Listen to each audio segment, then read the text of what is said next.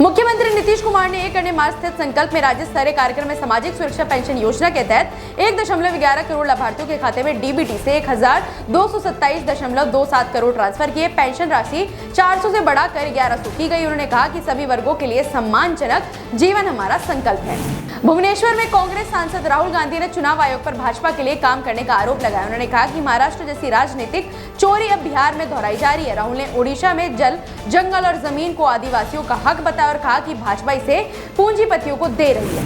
मुख्यमंत्री प्रमोद सावंत ने गो सरकार के अभियोजन निदेशालय के नए कार्यालय का उद्घाटन किया और सभी अभियोजकों को लैपटॉप वितरित किए। उन्होंने इसे कानून के राज को मजबूत करने की दिशा में एक महत्वपूर्ण कदम बताया। ये विकसित गोवा 2037 विजन के तहत संस्थागत सशक्तिकरण और डिजिटलीकरण की और बढ़ाया गया प्रयास है।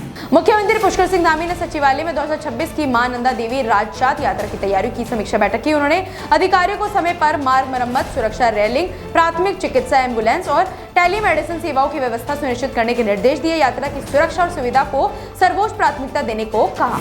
कर्नाटक के deputy CM DK Shivakumar ने कहा कि दिल्ली दौरा सरकार और कर्नाटक के हित में काफी फायदेमंद रहा। उन्होंने कई परियोजनाएं केंद्र को सौंपी है, खासकर सिंचाई से जुड़ी मंजूरियों पर जोर दिया। शिव कुमार ने कहा कि उन्होंने सभी जरूरी प्रस्ताव जमा कर दिए हैं।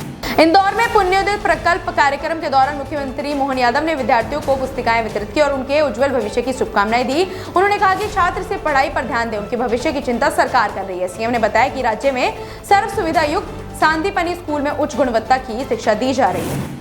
रेखा गुप्ता ने दिल्ली सरकार की डिलाइट फॉर दिल्ली समिट में हिस्सा लेते हुए कहा कि दिल्ली अब सिर्फ राजधानी नहीं बल्कि वैश्विक पर्यटन, नवाचार और सांस्कृतिक नेतृत्व का केंद्र बन रही है। उन्होंने कहा कि प्रधानमंत्री नरेंद्र मोदी के नेतृत्व में दिल्ली परंपरा और प्रगति का संगम बनकर एक भारत श्रेष्ठ भारत की भावना को सशक्त कर रही है।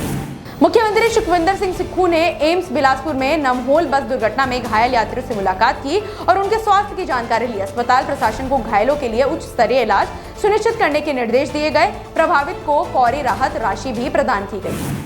केंद्रीय मंत्री शिवराज सिंह चौहान ने कहा कि कपास की उत्पादकता बढ़ाने, लागत घटाने और गुणवत्ता सुधार पर व्यापक चर्चा हुई। उन्होंने एक राष्ट्र एक कृषि एक टीम के सिद्धांत पर मिलकर काम करने और कपास के लिए ठोस रोड मैप तैयार करने का आह्वान किया। बैठक कपास क्षेत्र की चुनौतियों और संभावनाओं पर केंद्रित रही।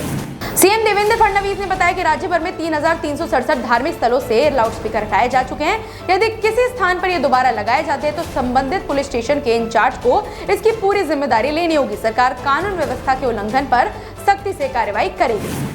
केंद्रीय मंत्री मनसुख मंडाविया ने LBSNAA मसूरी में मिड कैरियर ट्रेनिंग प्रोग्राम के समापन सत्र को संबोधित किया। उन्होंने प्रधानमंत्री मोदी के मिनिमम गवर्नमेंट मैक्सिमम गवर्नेंस मंत्र को दोहराते हुए अधिकारियों से संवेदनशीलता, दक्षता और नवाचार के साथ सेवा करने का आह्वान किया।